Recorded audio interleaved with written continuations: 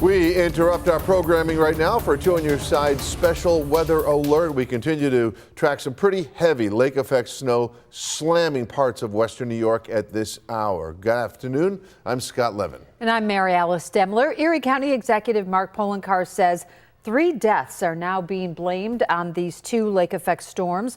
Just within the last hour, Governor Kathy Hochul said she is encouraging employers to send staff home early today so they can get home safely. And we've just learned that Tops Markets is closing all of their Erie County locations at 4 p.m. Now here's a look at the latest travel bans for Erie County. The travel ban in the city of Buffalo is south of Broadway, so that includes South Buffalo, Kaisertown, Lovejoy, and the Old First Ward. There's also a travel ban in the city of Lackawanna and in the towns of Hamburg, Orchard Park, West Seneca, Lancaster, and Cheektowaga. All right, right now here is a live look over downtown Buffalo. You can see pretty dark clouds up above, the ground completely covered in snow, and it is continuing to come down here and across much of the area. For the latest on the system, let's head right over to Storm Team 2 meteorologist Jennifer Stanonis. She is live in the Weather Center, and Jen, this is a moving storm. Round 2 continues of the accumulating lake effect snow, and yes, that band continues to slowly shift southward.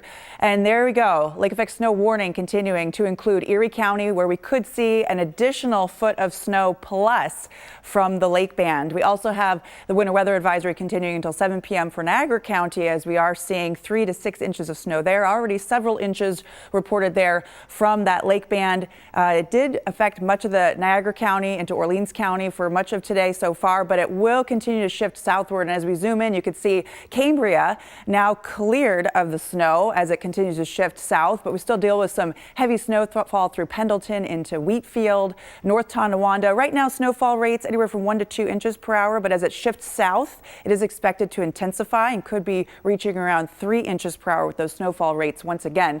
Right now, we have some snow, light snow through Cheektowaga, but we are picking up an intensity with the lake band, heavy snow through Newstead into Rapids as well, and also as you head into Royalton, and lightens up as you head into Medina and also Ridgeway, but the lake band still does extend out toward Orleans County. Also, we have winds right now gusting 36 for Buffalo, Hamburg, and into Tonawanda 32. We could continue to see gusts up to around 40, so that further reducing visibilities with that blowing snow as well. So future look showing that band slowly shifting south once again as we progress through the early evening hours to once again affect downtown Buffalo into Cheektowaga, Elma as well to Alden, and then as we progress mid-evening probably down to East Aurora again, getting some heavy lake effect snow, accumulating snow once again into Hamburg as well. And then as we look south here, we can see that progression late tonight. Concord, even Collins and Evans getting some heavy snow once again. That's the latest. We'll have more updates, of course. Back to you right now. Thanks, Jen. Those wind speeds have increased. That's going to make driving a lot trickier. Yep, sure is. Well, before the lake effect band moved north, it dumped more than a foot on the south towns. Yeah, Two on Your Side's Ron Plants is still live there right now in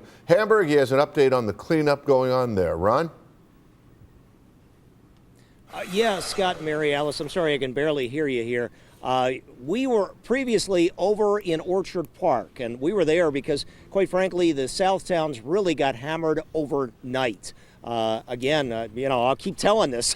I went to the supermarket about 8 o'clock. It started snowing heavily there on McKinley Parkway. And then when I got home, I could just see the snow continuously coming down at that point. And that continued throughout the evening hours into the early morning hours before the band started to shift up north. So we decided now to come over to Hamburg because they were hit even harder, from what we understand, than Orchard Park. And we did speak to the Hamburg town supervisor about what they encountered. Here's what he had to say. Last night, we were taken a bit by surprise. We knew we were going to get probably 4 to 8 inches, but we actually got up to 3 feet in some parts of town, especially north of Southwestern Boulevard. And what the concern is that snow band could drift bound this way again tonight. So these areas that were really hit hard overnight going into today are going to get more in the evening hours and the overnight hours. So they've still got a lot of work to do here. It's the saga of the South Towns.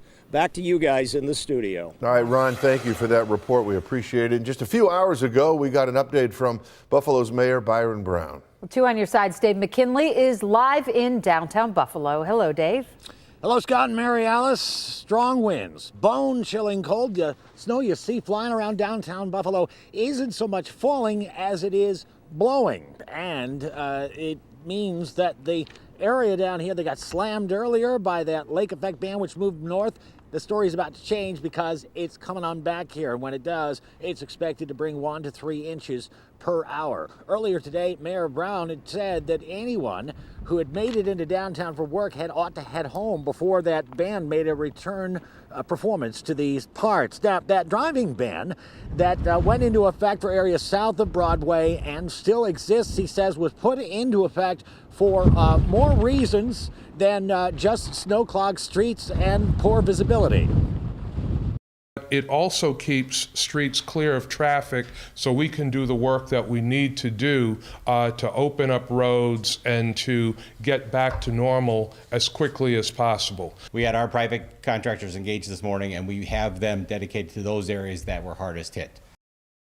And according to City Streets Commissioner Nate Martin there, that would be South Buffalo, where most of the 200 pieces of snow moving equipment the city currently has on the streets is concentrated. Due to the weather conditions, the Buffalo Sabres have postponed tonight's contest. It'll be rescheduled for tomorrow night, and already the Buffalo Public Schools say no classes tomorrow.